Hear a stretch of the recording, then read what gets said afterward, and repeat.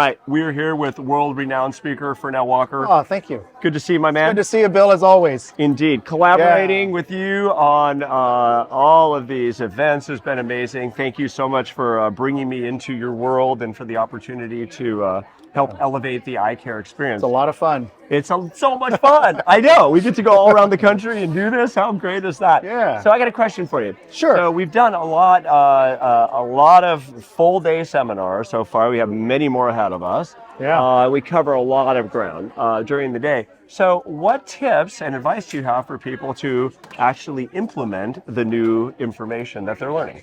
You know, that's a great question. It's really important that they try to stack rank what they want to implement. Try not to implement everything at the same time, because people will go back, they get excited, and they know that they've learned all these new things. And what's really, really important is that you try to figure out what has the least amount of level of effort, your LOE, and then also what's going to have the biggest impact, and then try to rank those. And then take your top 3 and then assign somebody to be the champion and lay it out on a calendar and plan it. Make sure you put a plan in action. Don't just go in on Monday morning and say, hey, I learned all this stuff. I'm all excited and ready.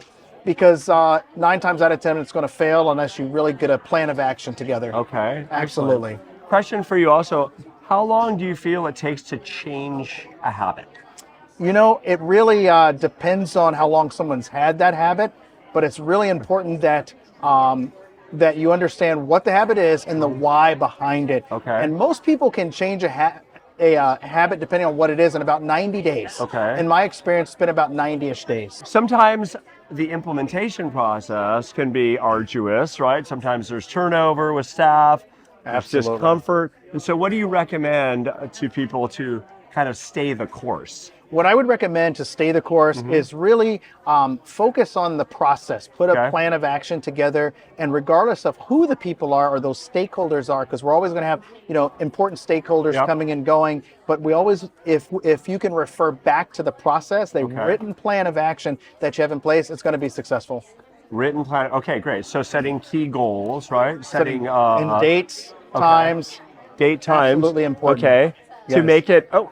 To make it specific, right? Yes. Specific. So we've been teaching the SMART goal attainment system, right?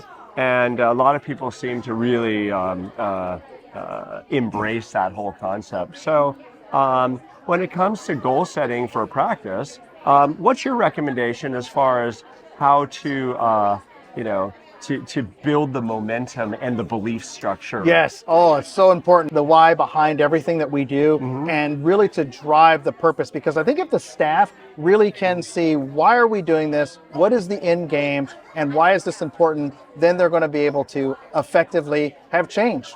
Absolutely. Which is super important.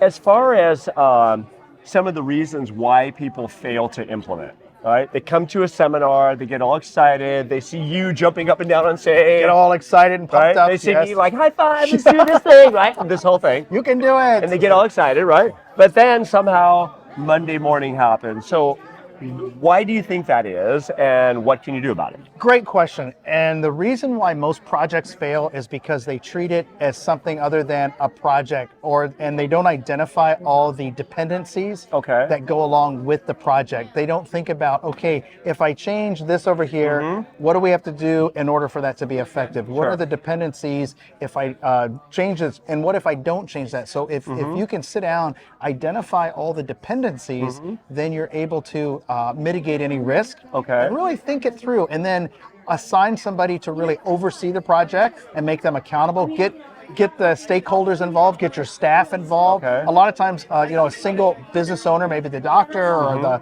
head optician, will try to take it on themselves, and that's typically a mistake. It really takes a team in order for it to effectively make transformational change. Very important. And as far as check-ins on progress, how frequent should that be? Great question. Depends on how far out the project goes, but typically you'd want at least a couple times a month.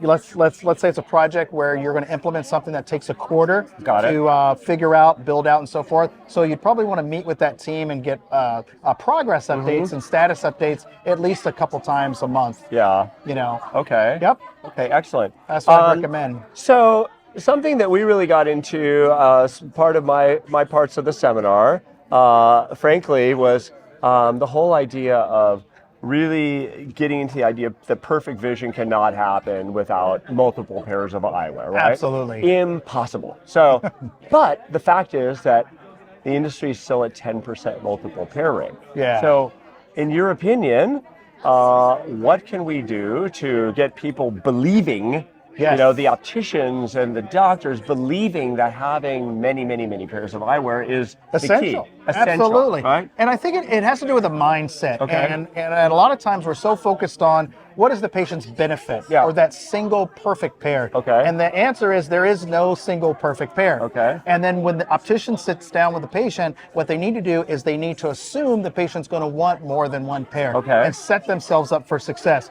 by picking out 2 or more pairs of glasses, at least 3, to say this is going to be your sunglass pair, this is going to be your primary pair, this is going to be your computer pair, and be very prescriptive and deliberate about that delivery. Okay. Unfortunately, we all get busy, and the focus then becomes how do we take care of their one eyewear need, right, without thinking about it.